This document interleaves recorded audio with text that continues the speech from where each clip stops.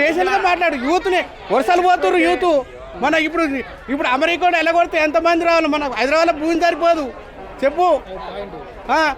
America కూడా ఎలాగొడితే ఇలా మనకు ఈ హైదరాబాద్ సరిపోదు. ఈయనకు జాబులు ఇస్తే ఎందుకు రాకపో? జాబులు ఎక్కడ పోయినాయి?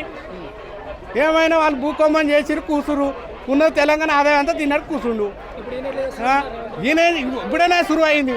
ఉన్న కథలో కథం చేసిండు. వీళ్ళ కొత్త ప్రభుత్వం ఇంకా 2 ఏళ్ళు చూద్దాం. అప్పటి వరకు ఇప్పుడు ఇంకా 2 ఏళ్ళు ఇప్పుడైతే సురు పెడుతుండు. ఒక్కొక్క పథకం అయితే సురు పెడుతుండు. అదైతే తప్పు కాదు కదా. మనం ఎందుకు తొందరపడాలి? కాంగ్రెస్ కాదు, నాది బీజేపీ. చెప్పలేము రేపు వస్తుందా అంటే. ఇప్పుడు ఎవరు మంచిగా చేస్తే వాళ్ళు వస్తుందన్నా. ఇది మనకు రాజకీయం అనేది వాళ్ళని వీళ్ళేమో పగ కాదు, వాళ్ళేమో ఈ బెల్లం కాదు. అందరూ సమానమే.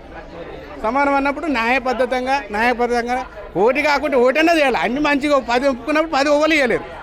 10 ఉన్న 4 6 అన్న ఇవ్వాలి. అది అట్లా. ఇప్పుడు నేషనల్గా మాట్లాడు. యూత్ని వరుసలు పోతున్నారు యూత్. మన ఇప్పుడు అమెరికా కూడా ఎలాగొడితే ఎంతమంది రావాలి? మన హైదరాబాద్లో భూమి సరిపోదు చెప్పు. అమెరికా కూడా ఎలాగొడితే ఇలా మనకు ఈ హైదరాబాద్ సరిపోదు. ఈయనకు జాబులు ఇస్తే ఎందుకు రాకపో? జాబులు ఎక్కడ పోయినాయి? ఏమైనా వాళ్ళు భూకంపం చేసిరు కూసురు. ఉన్న తెలంగాణ ఆదాయం అంతా తిన్నాడు కూర్చుండు.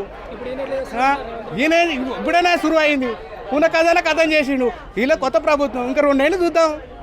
అప్పటి వరకు ఇప్పుడు ఇంకా 2 ఏళ్ళు ఇప్పుడైతే సురు పెడుతుండు. ఒక్కొక్క పథకం అయితే సురు పెడుతుండు. అదైతే తప్పు కాదు కదా. మనం ఎందుకు తొందరపడాలి? కాంగ్రెస్ కాదు, నాది బీజేపీ. చెప్పలేము రేపు వస్తుందా అంటే. ఇప్పుడు ఎవరు మంచిగా చేస్తే వాళ్ళు వస్తుందన్నా. ఇది మనకు రాజకీయం అనేది వాళ్ళని వీళ్ళేమో పగ కాదు, వాళ్ళేమో ఈ బెల్లం కాదు. అందరూ సమానమే. సమానం అన్నప్పుడు న్యాయబద్ధంగా ఓటు కాకుండా ఓటన్నా చేయాలి. అన్ని మంచిగా 10 ఒప్పుకున్నప్పుడు 10 ఓవలు ఇవ్వలేరు. 10 ఉన్న 4 6 అన్న ఇవ్వాలి. అది అట్లా.